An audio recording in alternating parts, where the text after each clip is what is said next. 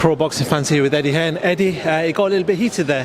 What happened? Because I could see you were talking to the trainer. What was going on? Yeah, no, the scales were actually in kilograms, so the board were converting the weights, and he weighed 57, I think, .05 or something like that, or 0.05, and or 0.1, same as Lara basically. And I think the trainer didn't see it, so he, as Leigh got off, he grabbed him and said, no, get back on. And I just said, don't touch the fire, you know.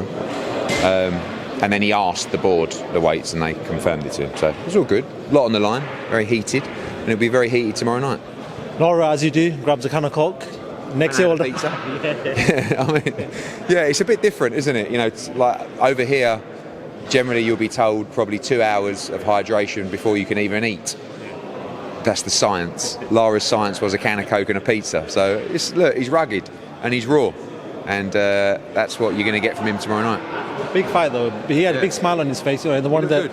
Yeah. He looked good. You know, sometimes fighters struggle at weight because it's a smaller fight, or they've just cut a few corners. You can tell he ain't cut a corner. And Leigh Wood looked fantastic as well. Super chilled, but both guys ready to go tomorrow night. Final two questions for myself. Anthony Joshua ticket sales. I know you've talked about giving tickets to the undercard, but normally Anthony Joshua sells out very quickly. What's it down to that him not selling out the whole all two right now? I mean, it's quite expensive. You know, it's obviously a cost of living crisis. We've sold 14,000 tickets. We've got just over 1,000 and a bit left. It'll be sold out, I reckon, in probably a week, 2 weeks. It's Jermaine Franklin. It's not, you know, he sold out a lot with a lot. Right. He was fighting Klitschko. He fought Alexander Povetkin. He fought Joseph Parker in a unification.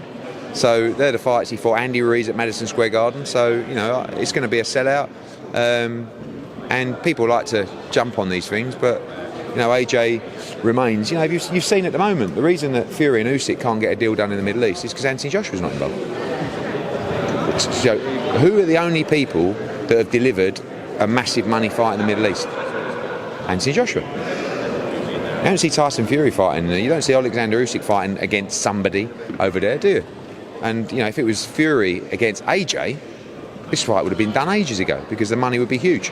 Canelo Alvarez, yesterday you said in the press conference towards the end, it looks like we're going to see Canelo out in the summer. Just give us a little bit more on that if you can. Just negotiating at the moment with Sal and Eddie and John Ryder.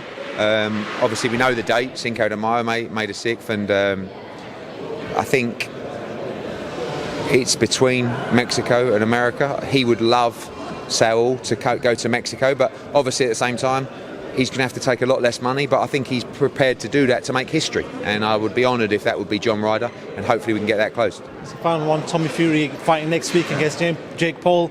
You talked a lot about this. Tyson Fury said if he doesn't win, keep him in Saudi. What do you make of all of that? Well, it'll be very embarrassing if he doesn't win, and he might not win. I'm going to watch. I mean, it's like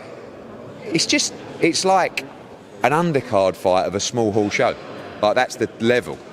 But they've both got massive profiles, and I think it'll be exciting. Cool, Eddie, thank you very much.